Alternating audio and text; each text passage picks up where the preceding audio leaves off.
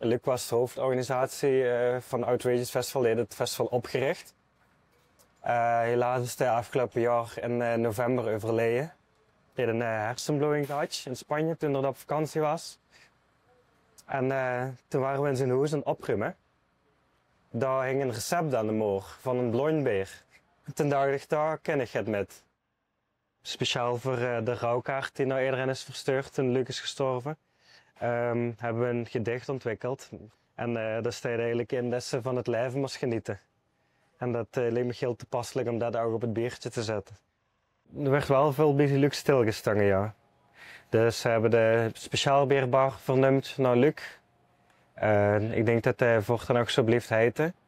Alle mensen die Luc kennen en die mij kennen, die zijn heel trots op dat het biertje bestaat.